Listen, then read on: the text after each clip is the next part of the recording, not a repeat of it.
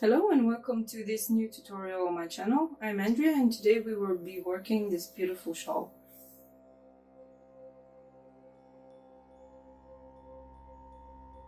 It's called the Phyllite shawl and it's the first of a collection of Tunisian crochet shawls. This is the simplest one of them and it only requires knowledge of 3 Tunisian crochet stitches, which I will demonstrate in the video instructions. This is a very beginner-friendly pattern because it uses 1 stitch for the main body of the shawl. If you want to, you can add tassels. There is no complex border, but you can add one if you want to. You can adapt this pattern to make it your own. As always with my patterns, you can choose whatever yarn you have in your stash. You don't have to choose a specific yarn.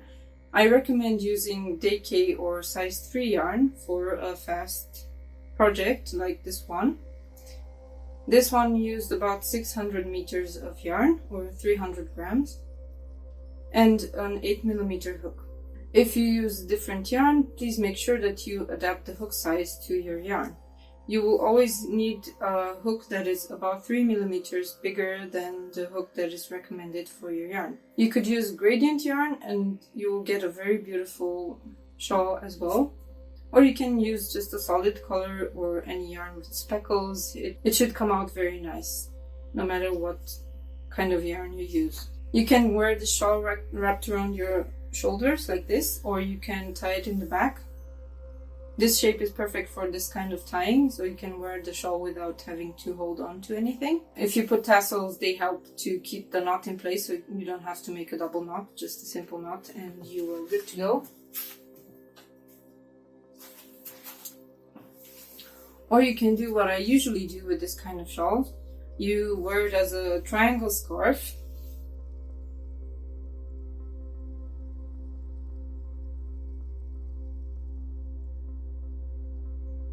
While out and about, and then when you reach your destination, you take it off your neck and put it over your shoulders to keep you warm. Now get your materials ready and let's get started. For this project you will need about 600 meters or 300 grams of DK weight or weight 3 yarn. This is an example, but you can use whatever you have in your stash. I will be using this yarn that has 50% acrylic and 50% wool. You want something that's made of either wool or acrylic or a mix, because that works best with Tunisian crochet. You will also need a Tunisian crochet hook with a cable. My cable is 45 centimeters long. It helps if your cable is longer, but even this one is enough for this project. You'll also need a pair of scissors, a tapestry needle, and optionally you can use a stitch marker to mark the middle stitch. We begin with a slip knot, which we put on the hook and close up. And then we chain 6 without pulling on the yarn end. Next we pick up 6 loops. So this will be the first loop.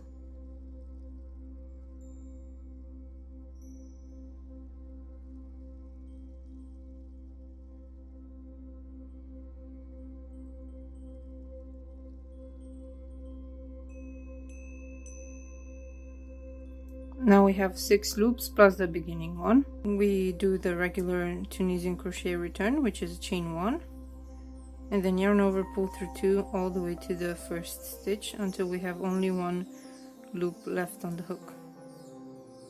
This is the first row. In the next row we will build up the shape of the shawl and we will put full stitches in each of these holes. So we make 1 full stitch, then a Tunisian simple stitch, then 1 full stitch, a Tunisian simple stitch, 1 full stitch. We are at the middle now. Then we make a knit stitch, so we go with the hook in between these 2 vertical bars. Then we have one more full stitch here, a Tunisian simple stitch, a full stitch, Tunisian simple stitch, and the last full stitch in the space. And then we make the regular last stitch here.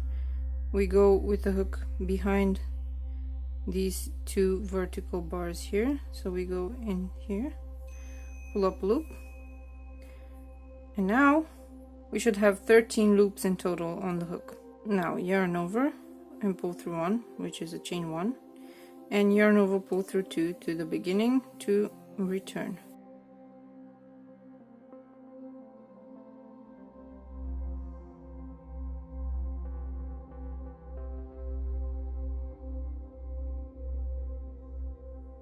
This is the second row, and you can already see we have some shapes starting to come up here. If you want to put the marker, now is a good time. You count 5 stitches, and in the 6th stitch you can put the stitch marker.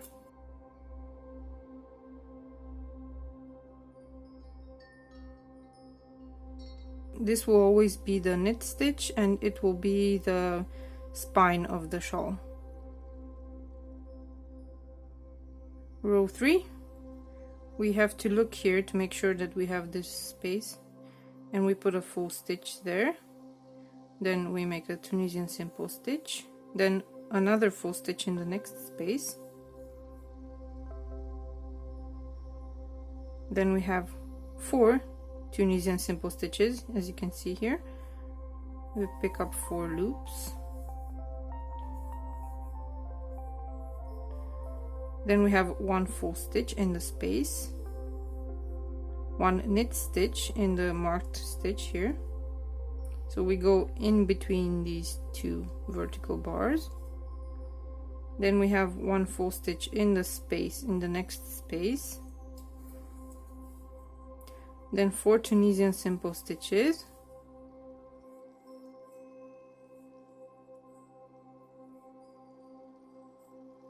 And then we have the increase at the end of the end of the row. So 1 full stitch in the space, 1 Tunisian simple stitch, and 1 full stitch in the next space. Then we have the last stitch, pick up a loop, chain 1, yarn over and pull through 2 all the way to the beginning of the row.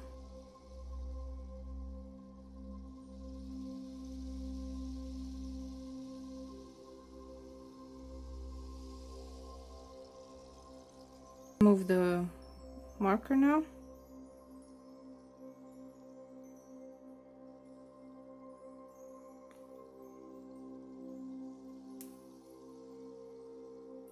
And this is it. We continue to work like this, having 2 full stitches in the beginning of the row, 1 full stitch on each side of the middle stitch, which is a knit stitch, and then 2 full stitches at the end of the row. And everything else is Tunisian simple stitch. This will create a beautiful rounded triangle shape. So it's not exactly a triangle, which allows the shawl to sit nicely on your shoulders. I will show you a couple more rows, and then I will show you how to bind off in pattern. We always have the first loop on the hook. Then we look at the first space here, we put a full stitch, then 1 Tunisian simple stitch, and then 1 full stitch. Then we have 7 Tunisian simple stitches,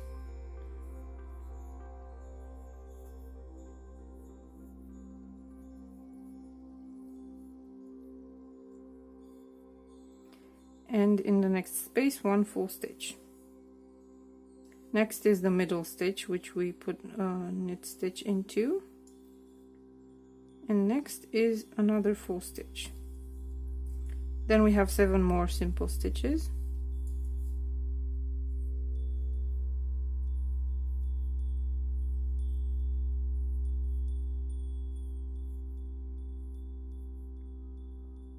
one full stitch in the next space, 1 Tunisian simple stitch, and 1 full stitch in the next space. Then the last stitch, chain 1, yarn over, pull through 2 to the beginning to finish this row.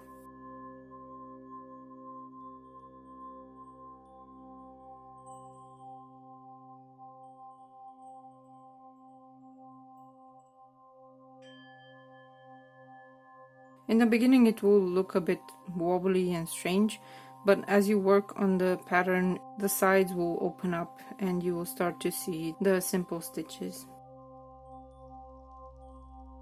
I will show you row 5 as well.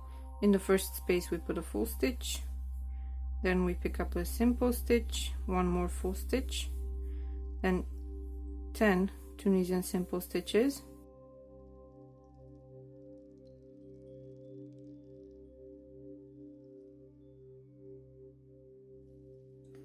I forgot to move the marker, but if you move it, then you will know to work to the marker. So you don't have to count after a few rows anymore.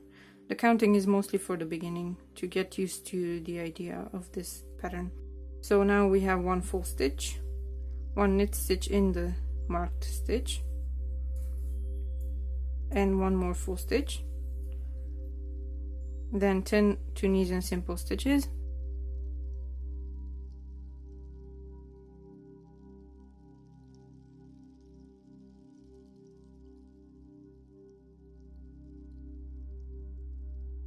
then we have one full stitch, one simple stitch, one full stitch, and then the last stitch.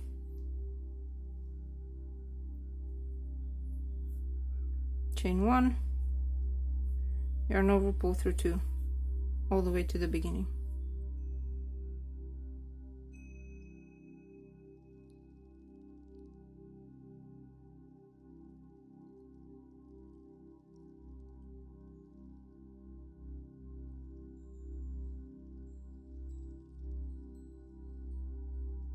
Move the marker,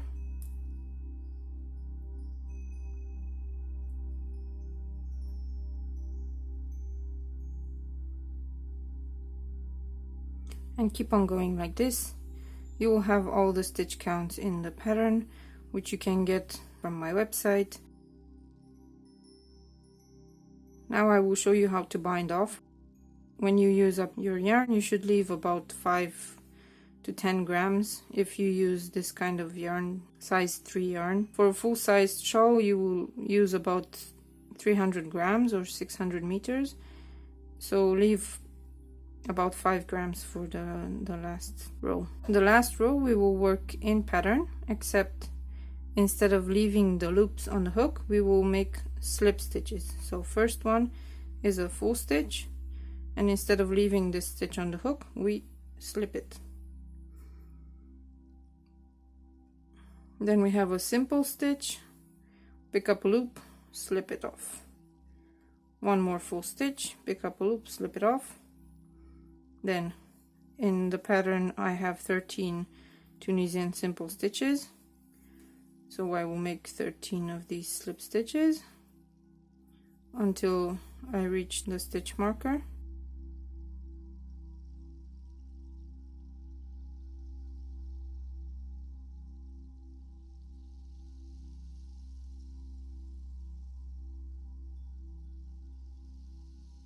Then before the stitch marker, one full stitch, slip it, then one knit stitch, slip it, then one more full stitch. Now we have 13 Tunisian simple stitches.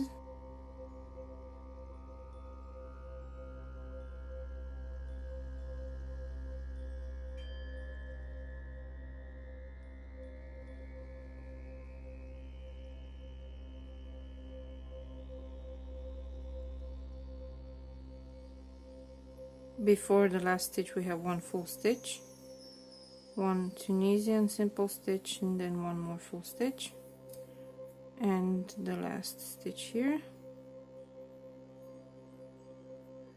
and that's it. That's how you bind off.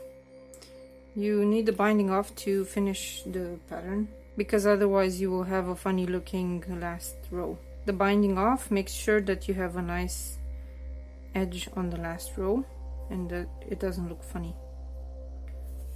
So this is the small version of the shawl. As you work more on it, it will grow into a beautiful shape.